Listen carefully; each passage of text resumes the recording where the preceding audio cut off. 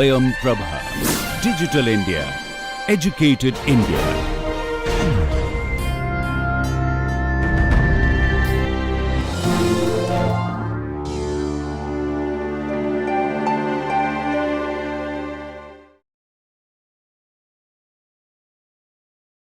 So, let me show you some examples of how this is done, and then I will also show you what this is really constructing as a model, because we need to really peek into what is there inside, so that it becomes a lot more clearer to us than what we just read in the theory side. Okay. So, for that I am going to be showing some code first. I am going to be explaining that, and then I will show you a debugging session of that, and then I will show you how a particular word when we take in the bigram, and what are the combinations of the second word that is coming after certain word, and what are the probabilities associated with that, and then how the model looks like, and so on and so forth.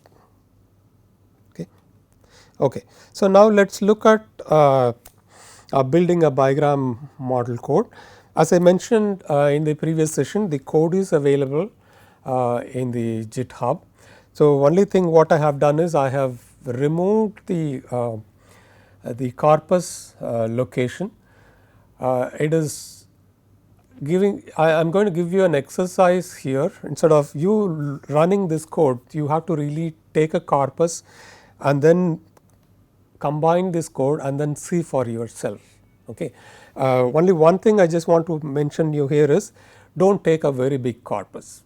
Okay. If you are running it on your small laptop or a computer, big corpus would take a lot of time, sometimes more than an hour to build the model. So, take a corpus which is about 500 to 600 sentences, and then run the application. So, in the actual code, I have actually commented the portion of the corpus, and you have to really fill that up and then run the code. So, by doing that, you will also get the experience of really running this.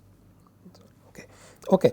So, now I am going to be building the bigram model. Okay. So, in the bigram model, what I am doing is, first I am creating the dictionary. The dictionary is for every combination of what is the probability or the frequency of each of those words. So, that I need that kind of dictionary. So, I am creating the model as a dictionary. Okay. And then I have taken one physics solution example or the problem examples, and then I have about 272 plus problems there, and each problem is about 3 lines or 4 lines. And then each problem is considered as a document. So, the entire corpus contains about 272 plus documents. Okay. And then I am considering each one of them as my sentence, each document as a sentence. Okay. So, I am converting them into small letters.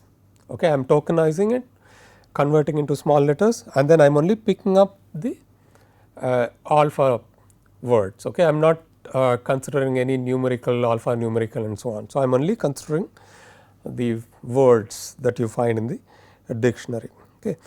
And then I am going to be constructing the bigram. So, there is a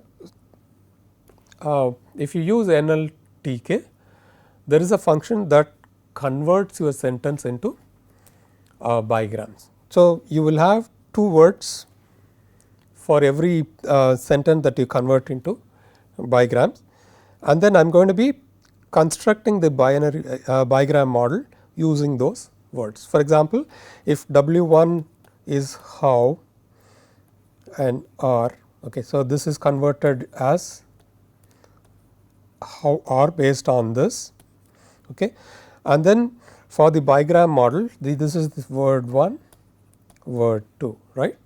So, when it goes through the entire corpus, it keeps looking for whether this particular combination of words occurred or not in the earlier sentences or documents. If it occurred, it increases the count. So, in this way, the bigram models are constructed as a frequency initially.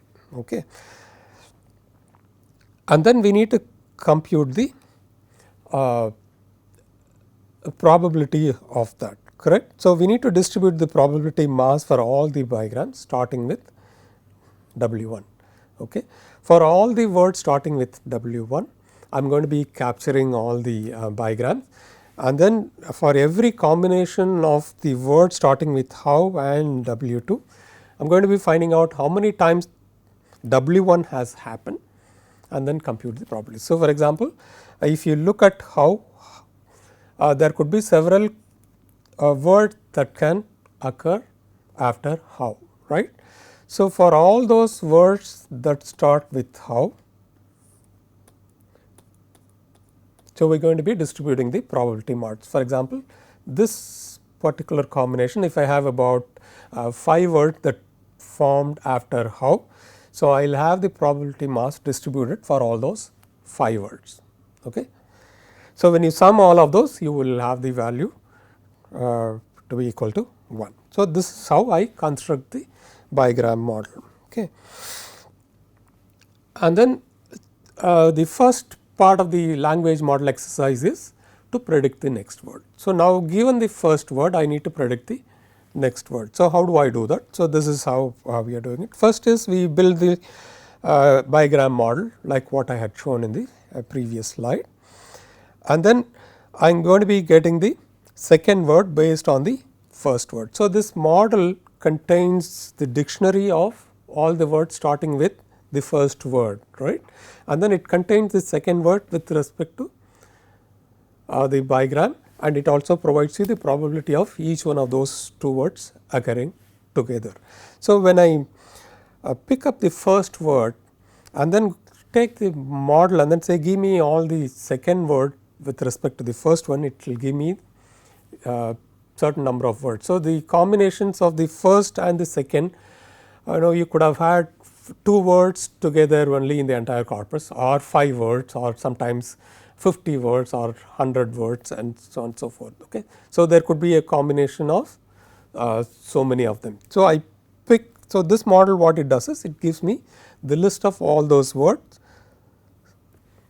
and the starting with the first word.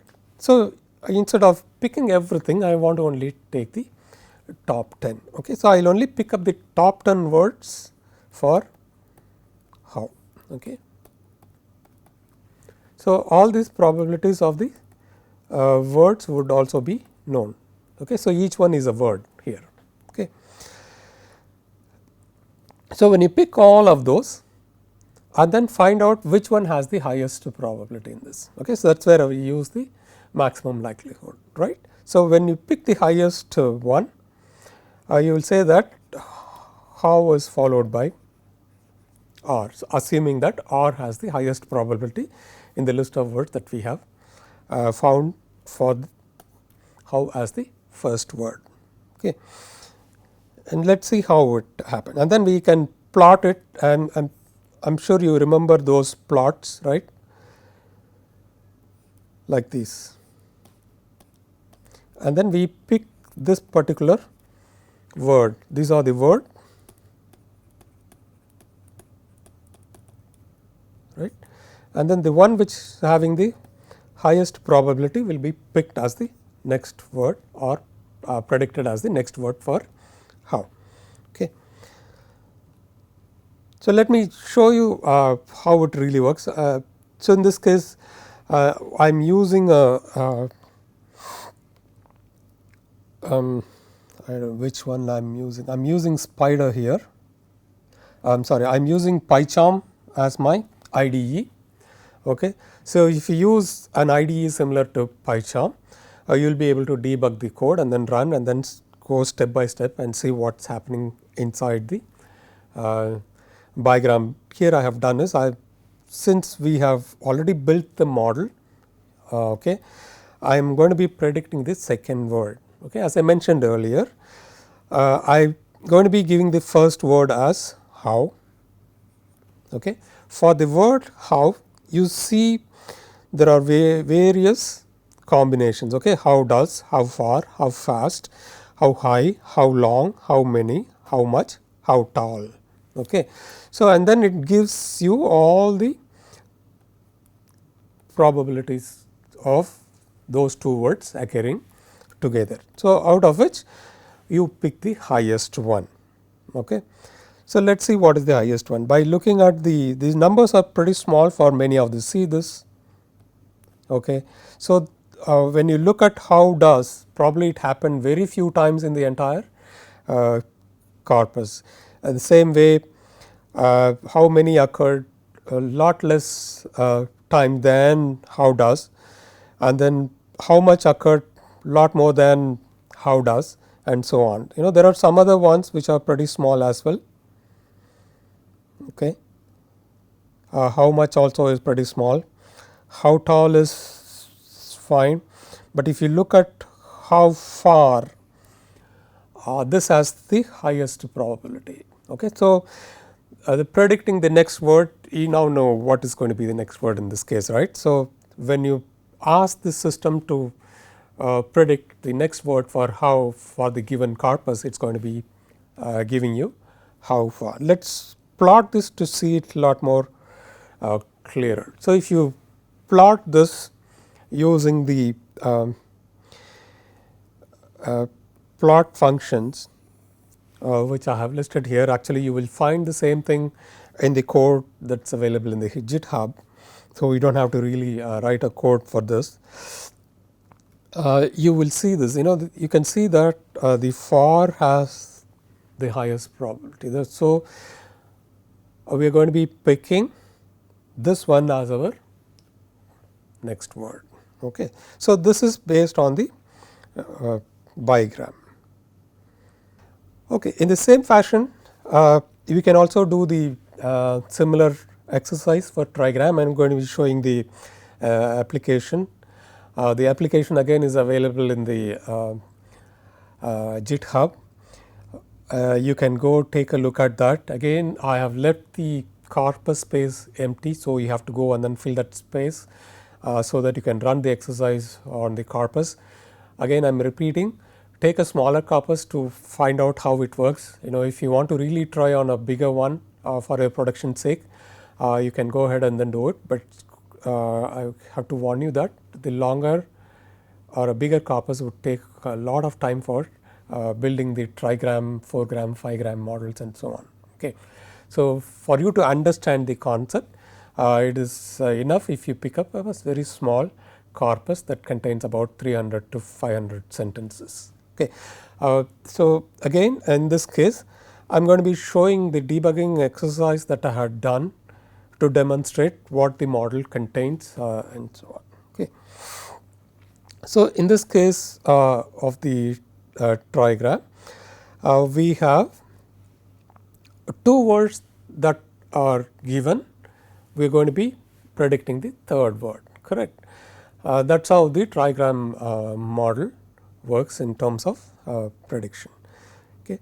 So, earlier we saw in the bigram model how and for occurred. So, we have picked up the first two words, what is going to be the next word. Okay. I can use the same bigram model to go ahead and then do it, but in this case I have picked up the trigram model to demonstrate how this can also be done using this. Again in this case you see that the keys are how far. The construction of the trigram is exactly similar to what we have done earlier. The model construction is very similar, except that you will have 3 words and the count of 3 words and the probability of those 3 words would be computed instead of bigram that we had seen earlier. Okay. Again in the prediction we will be providing W1 and W2 and then we will let the model predict the third word. So, okay. So, if we provide the keys, right, let us say how and for. So, this is going to give us again the list of words that follows how and for. Okay. So, you would see that how far above, how far away, how far behind, how far did, how far does and so on. Okay. There are so many that you will find. Okay. Again you will see the probabilities of each of these words that followed those 2 words. Okay. You will see very small ones and bigger ones again in this case. Okay. Let us see what is our maximum likelihood word. Okay. So, in this case for how far the word is did. So, that means this particular combination occurred several times in this corpus, that is why the word did has a very high probability. So, and you can look at this, this goes like this, and if you sum all of this, you will have 1.0 at the end. Okay. So, I have only picked up the last rather the top 10 words that we have here. So, here this has a very high probability, that means more than half the number of times this has occurred in the given corpus. Okay. So, I guess you have understood what the model is, and then what the model contains, how we are really predicting the next word based on the bigram and trigram models. Okay. So, earlier we mentioned about the unknown words, right. So, it is always possible to find a new word in a given sentence. For example, when somebody is giving a lecture, you will find a new word when he is speaking, right. So, immediately you would not know the meaning of that, but based on the context you will be able to make it up and then move forward.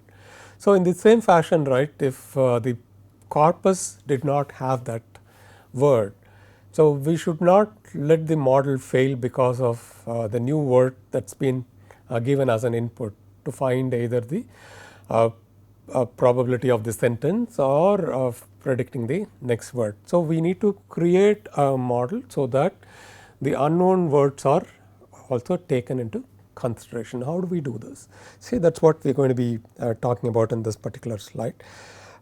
In a closed vocabulary system, there is going to be no new word, right. So, we are going to be only talking about the words that are present in the given corpus, whereas in an open system like what we are doing in Google search and so on, so many new kinds of keywords we keep adding, and we want Google to really help us in terms of finding out where those documents are present and list them in certain orders, so that we would go through that and then find some info or data out of that document. So, there are two purposes, right. So, one is about building the model, second one is about querying it. When you query also, you are going to be really querying with certain words, and you probably may not know what are all the vocabulary that are used in the given corpus. So, you might use your own words which probably are not present in the corpus.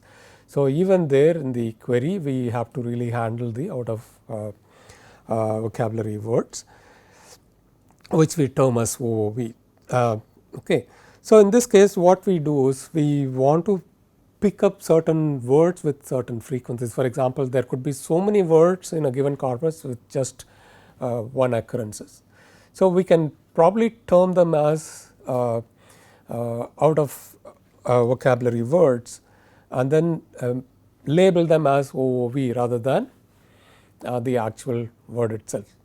So, when a new word that comes in as input to the model, we can label that word as OOV. Okay. When we do that, and when the model has been trained to really look at the OOV based on the frequencies of the words that we have picked and call them as or label them as OOV, now we are not going to have a zero probability for a given sentence, correct. So, in that way we can really address the out of vocabulary words in a given corpus. So, this really eliminates our zero probability. Okay. So, we treat each and every word in the out of vocabulary as a regular word. Okay. So, during the model building, since we have labeled certain words with a frequency as OOV, those frequencies also would be available as part of the model, right. So, we would have built the model with those out of vocabulary words, and the corresponding probability also is available for every out of vocabulary word. So, when a new word comes, we label it as OOV. Now, this OOV is again available as part of the corpus or the model, and then when you use the model which had treated the OOV in the fashion that I have mentioned earlier, we will not have any 0 probability for any sentence containing OOV as input. Okay. Okay. So, this is something that I have spoke about earlier, while picking up the corpus, right. So, it is really a big concern when you go for a big corpus. So, one good example that I have given as the third bullet point is, if you want to have a joint probability distribution of 10 words in a language that contains million words as vocabulary, then we need to estimate 10 power 60 minus 1 free parameters. That many, the model that I have shown, right. So, we have to estimate so many of them. So, when I tried this model on a corpus that is available in NLTK, especially the Brown corpus, it took more than 1.5 hours to really build that model. And while really testing your code and application, you do not really go for a very high model in the beginning. You just start with a smaller corpus and then build the model and make sure that your testing is all right with smaller models. Then once you are sure that your code testing, the model building and the predictions are coming out all right, go for a bigger corpus. Okay. So, we need to be really concerned about the dimensionality when you start building the model. So, you can't eliminate this. Yeah, okay. So, this is the last part. I am going to be asking you to do this as an exercise. I am sure you would have noticed that I have spoken about the language model as two things. One is predicting the next word, second one is finding the probability of a input sentence. Okay. I have shown some examples of how you can compute the probability of a sentence using a bigram model earlier, but now you have to really build one using the code that I have given. Okay. So, I have given you code to build the bigram and trigram model. So, what you need to do is now you have to input a sentence and then see what is the probability of the sentence that you have input to the given model. So, in this case you have to do few things. So, I am giving you step by step of item that you need to do. One is you first build the model using a corpus. Okay. So, take a small corpus as I mentioned earlier for your development, and then once you are done with testing, you can go for a bigger model. Okay. And then check the model parameters in the debugger as I had shown earlier, and then once you are satisfied with the learned model, test your sentence using that. So, what you are going to be doing here is once you build the model, building the model is very similar to what we had seen earlier for the prediction. Okay. So, you can use the same code that is available. The input is going to be different here. In the cases of bigram and trigram word prediction, the inputs are either one word or pairs of words for trigram. Okay. So, in this case your input is going to be a sentence. You initially provide input with respect to words that you find in the corpus. Okay. And then later you can try building the OOV and then create a model that includes OOV, and then later you can try the probability of a given sentence and so on. Okay. The output should be probability of the input sentence. Okay. So, you have to try this exercise for trigram and 4-gram language models.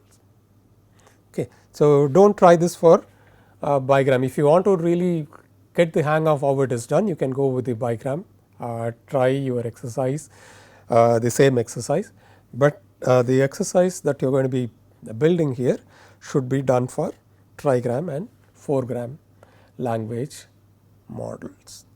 Okay. So, the code for bigram language model is available, and you can see at the footnote I have given the link for those files. You can pick those files and then build your language model as mentioned in the exercise. Okay. All right. So, with this I conclude the language model building.